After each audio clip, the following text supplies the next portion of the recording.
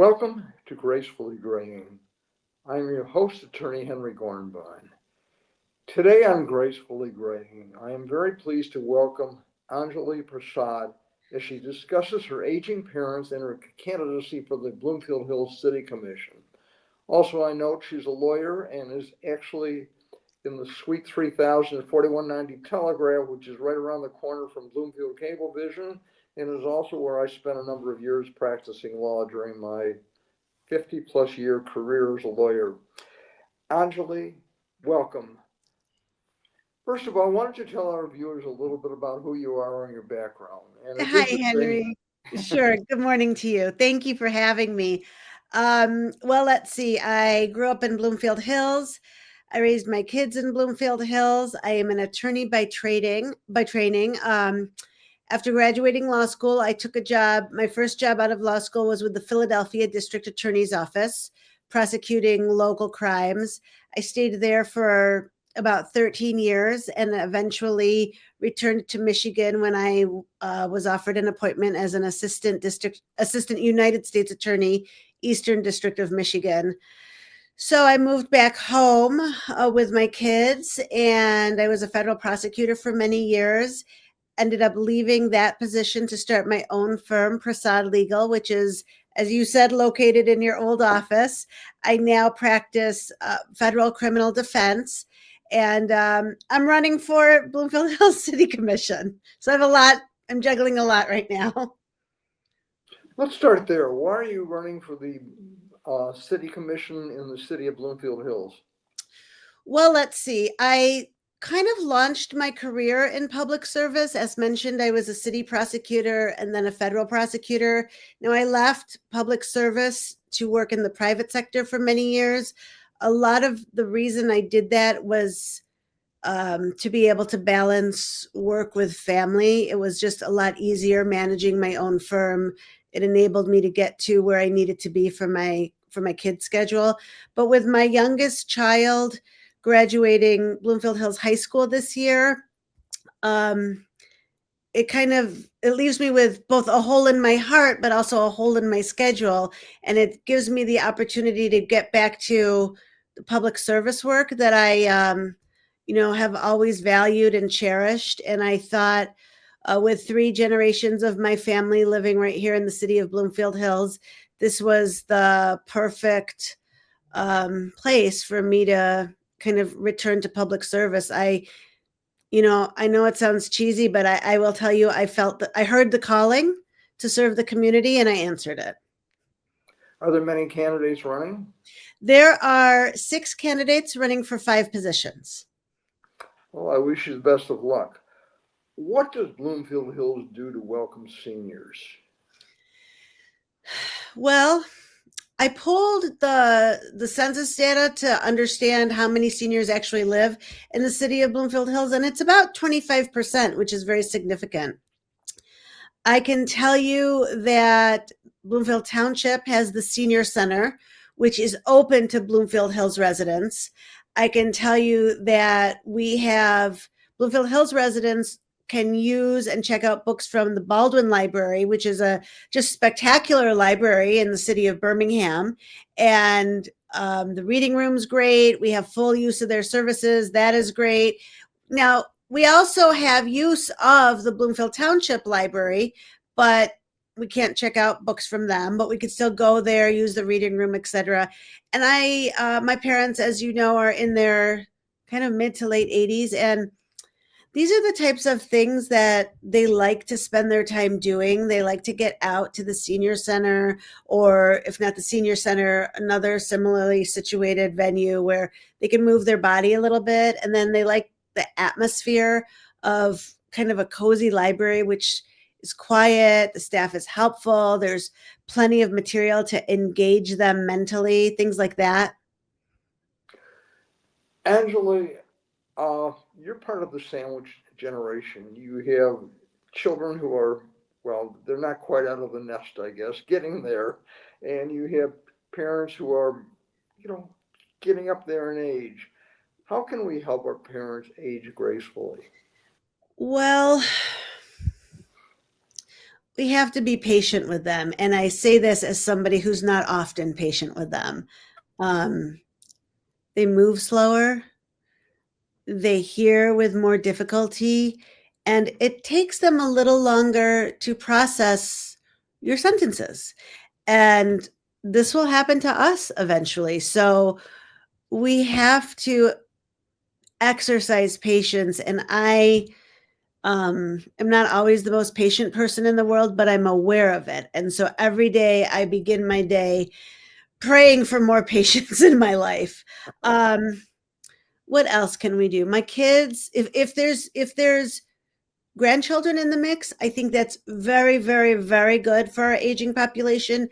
It keeps them engaged, it keeps them active, keeps them, makes them feel part of the process. For example, my son might come home from school and get right to his homework and whatnot, but my dad and my mom will pull him out and be like, how was your day?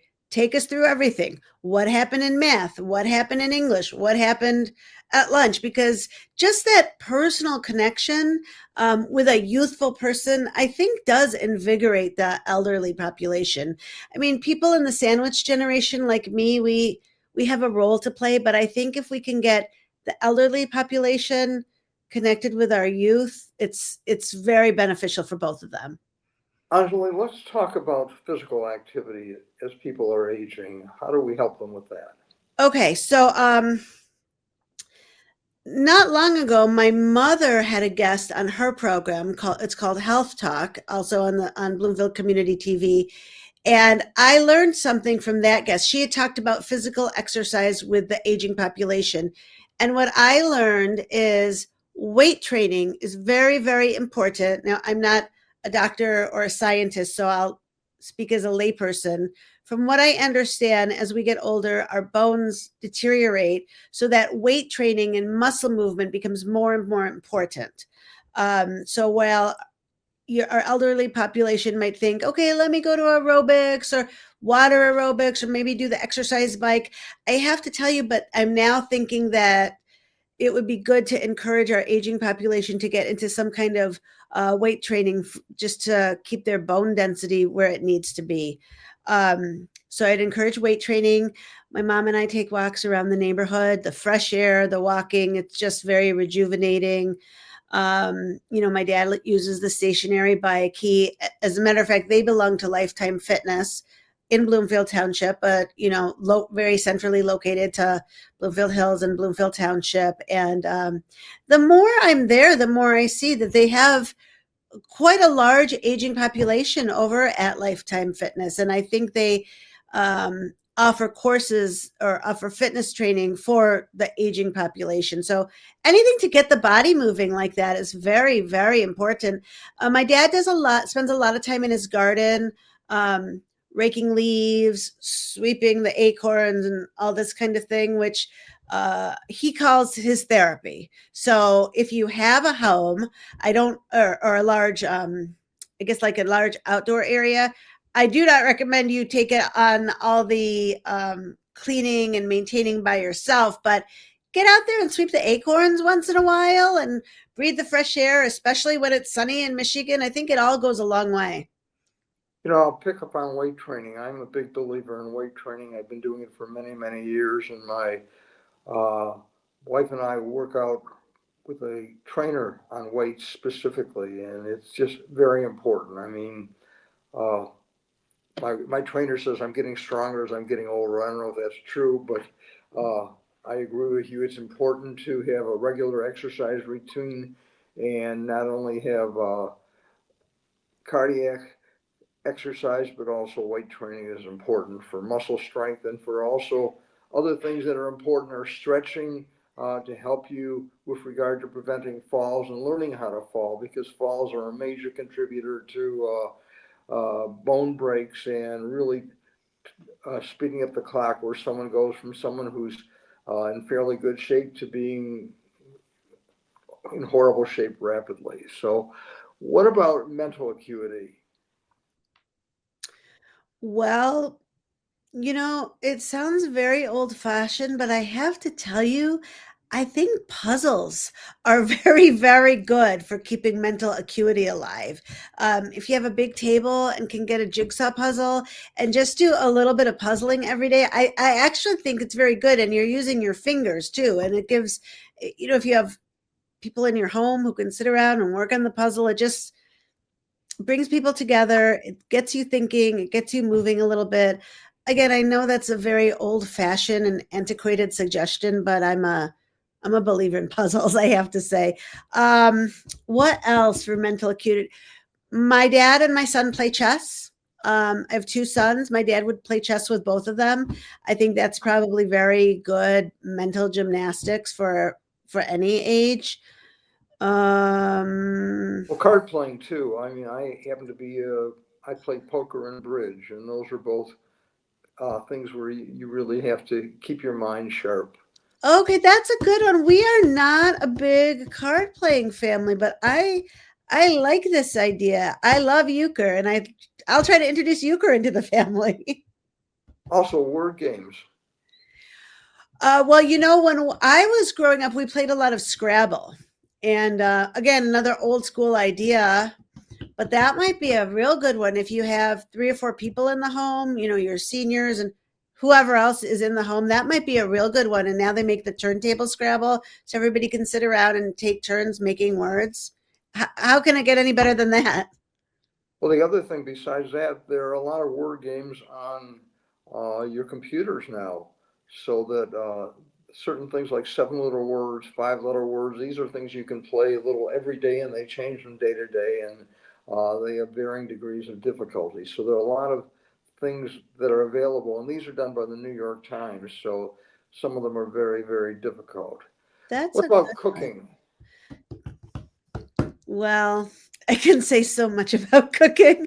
Um, my parents are very, very active cooks, and they all my life they've spent a lot of time preparing food, eating the food, cleaning up after the food, and then talking about the food. So cooking is a big part of my family culture. But it can get onerous and it can get tiring. And if you're on your feet for a long time, it all catches up to you by the end of the night. If you're I think it's much easier for senior citizens to find folks to dine with early in the evening. And I know a lot of local restaurants have specials if you come in early.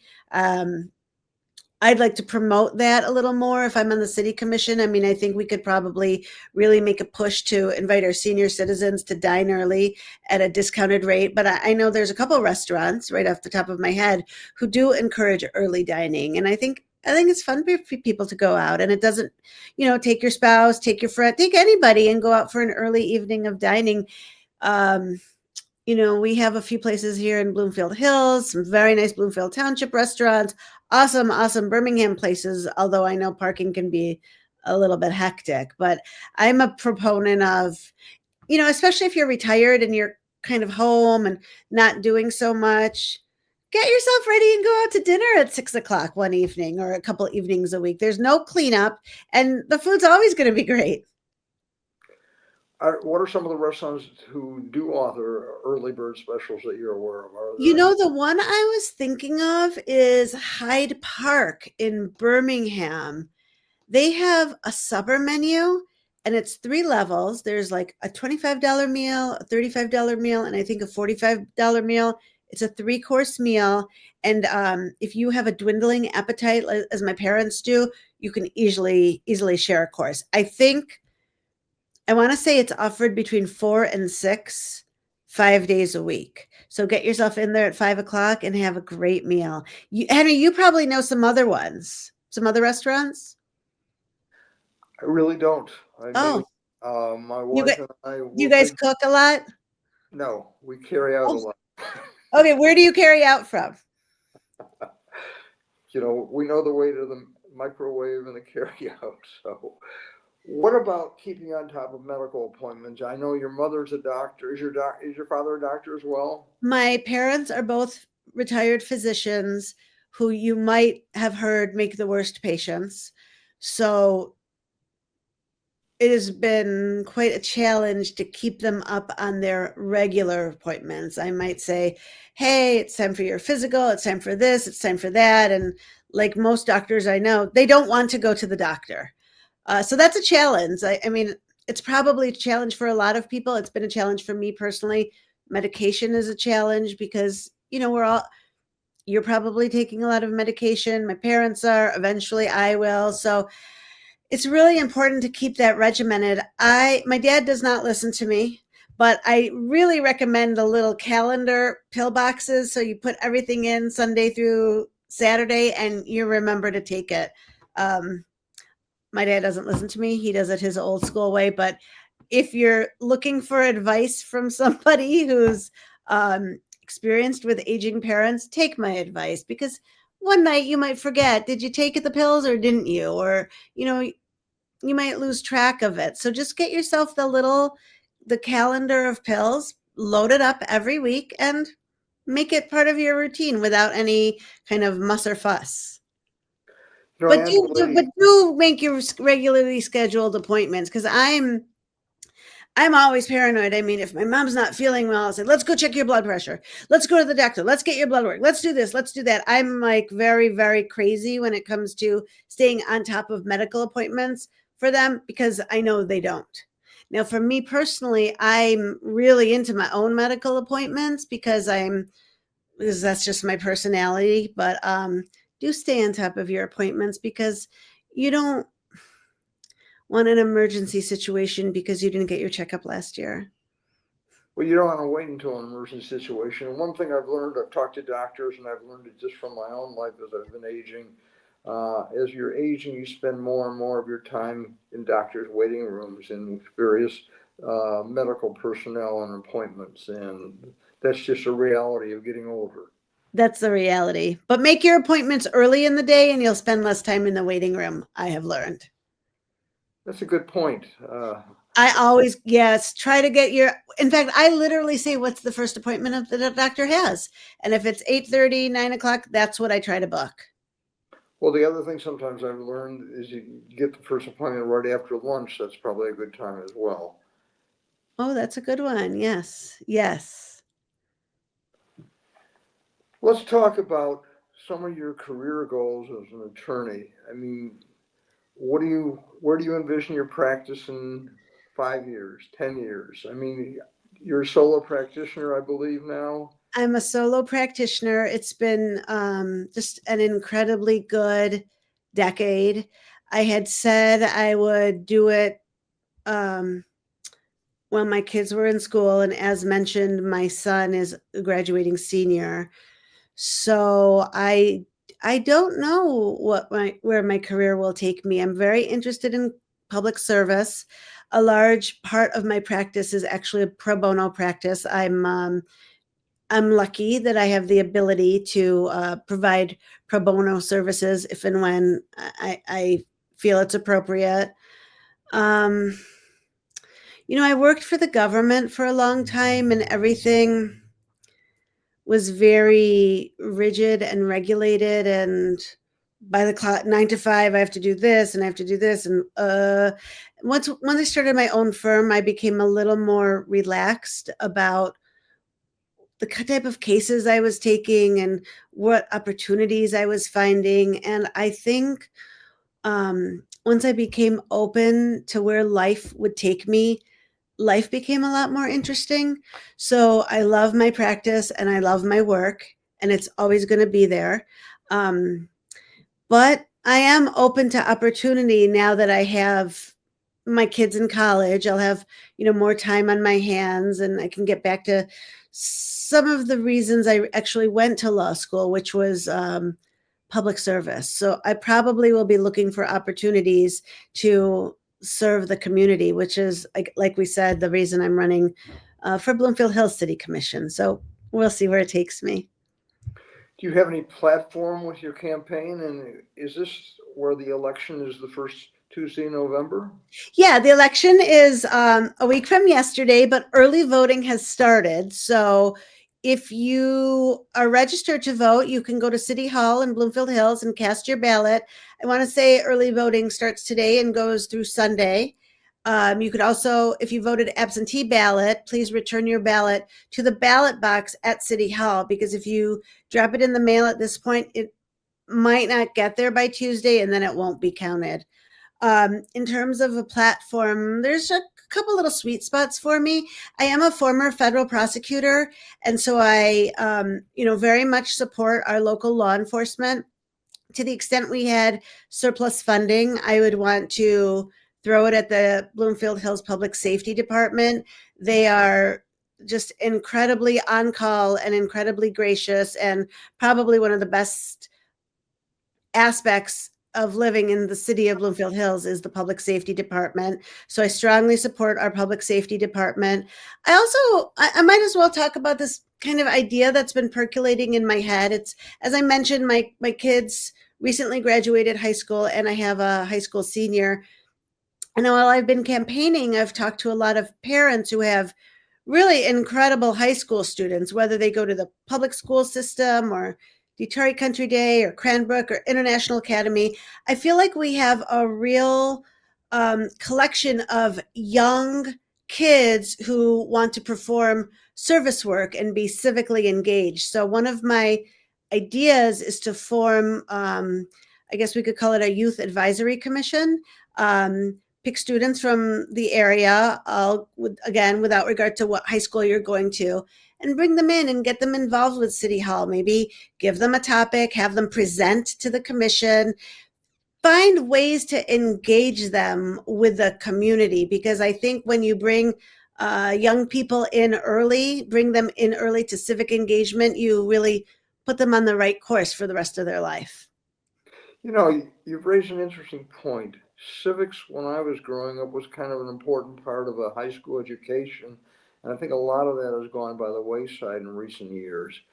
But what you can do, I don't know if it's done already, you could literally, as a City of Bloomfield Hills commissioner, you could literally volunteer to come to high school classes in the area. I mean, you've got Cranbrook, which is in Bloomfield Hills. You've got Kingswood, which is part of Cranbrook. You've got Bloomfield Hills High School, and of course, Country Day, which is, it's right outside of, it's in Beverly Hills, but it's close. So these are things that could be done where, as a civil servant, you could, public servant, I mean, you could literally do things by going into classes and, getting people involved. And so this is a Yeah, thought. definitely. And I think, I mean, a lot of this is in response to my high school senior who's very civics oriented. In fact, he encouraged me very much to run for city commission, because he's got that civic mindedness and he's into politics and all this other stuff.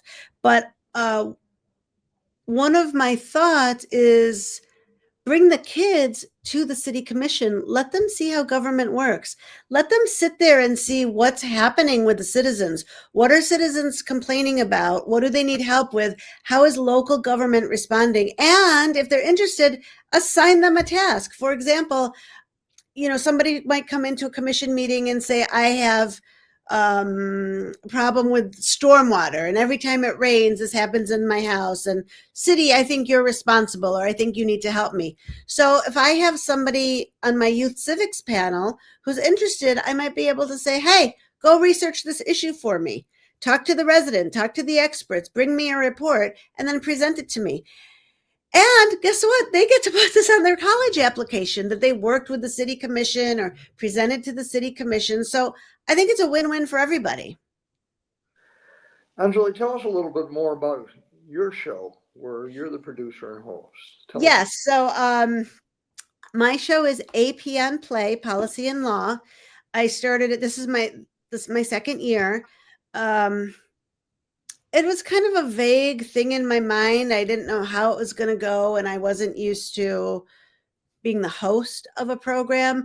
I've done a lot of interviews. I'm a correspondent for WXYZ, so I'm accustomed to people asking me questions, but I was a little bit nervous about being the person asking questions. So I got into a groove, and people are real interested in coming when I extend the invitation. I have lawyers, I have politicians. It's a nonpartisan program. which enables me to really invite whoever is out there with a political agenda. They can share their agenda, and the audience can decide whether they like it or they don't like it. My idea has always been to educate the audience, and I guess in that respect, also promote civic engagement. So Bloomfield Community Television is an incredible resource that we Yes, have sir. here, and I know they do a lot of public outreach. They have they go to my son's high school. They promote a lot of really good programming, and I'm grateful to them that to be a part of it. And yeah, it's going good. I mean, or it's going well. I like reaching out into the community, and hopefully I'm affecting some people. I'm sure you are. It's like, there are so many issues are, and we're right now in some very fraught, fragmented political times. So I don't know if you'd ever like me to be on your show. I could talk about some of the issues that we who are aging face, and some of the purpose of gracefully graying is to really analyze and look at all the issues that we face as we're aging or have aging parents. With my guests being people in the legal community, financial advisors, housing experts, medical people, therapists. I mean, it really runs the gamut. There's so many issues that touch upon us, and whether you're in Bloomfield Hills or Bloomfield Township and throughout the state of Michigan, we have an aging population. I think the Right. majority of our population are over 55, which is the demographics of my show. So, Yeah. but what you're doing is a great public service. I really hope that you are successful and become one of the council members for the city of Bloomfield Hills. And Thank you. I really appreciate that. we have a few moments left. What are some final thoughts you'd like to share with our viewers before we sign off, Angela? Okay, let me think. Final thoughts. Well, in keeping with the theme of your show, Gracefully Graying, as you mentioned, I'm part of this sandwich generation where uh, I have my children and I have my aging parents, and I'm sandwiched in between. So again, I want to I need to practice. I want to preach patience, but I need to practice what I preach, because I get tired of saying the same thing 10 times and I can't be heard. And so I might get snappy or lose my temperament, or lose my temper, and that's not how we want to be treated. When we get to the age of whatever, 80, 90, whatever it is, we want to be treated with respect, and we've earned that right. So we do have to be patient. And I think I said I start every day praying for praying for patience, but it's hard. And so seek support. My siblings have been very supportive. They're not quite as in the thick of it as I am, but they're extremely supportive. I could pick up the phone and say, "Can you believe this? Can you believe that?" Um, and the other thing I wanted to mention was, again, if there is access to grandchildren, I think it really, really helps our aging population. I think grandparents love to absorb that energy of the young generation. I've been very fortunate. My parents have attended all of my children's events from like kindergarten to 12th grade, and they are there. They're at the marching band events, they were at the Valentine's parties when we were younger. I mean, whatever was happening at the school, my parents were there. And I think that helps invigorate them and keeps them connected and active, because as interesting as I think I am, my kids are 100 times more interesting. So please, if there is access to grandchildren, put them with the aging population. I think it's a win-win for everybody. Absolutely. Anjali Prasad, I want to thank you so much for being my guest Thank on you, Gracefully Henry. Thank you Graying. so much. I wish you best of luck in the race for the council seat, and I want to thank our viewers and, of course, Bloomfield Cablevision and our sponsors for making Gracefully Graying possible. Thank you so much.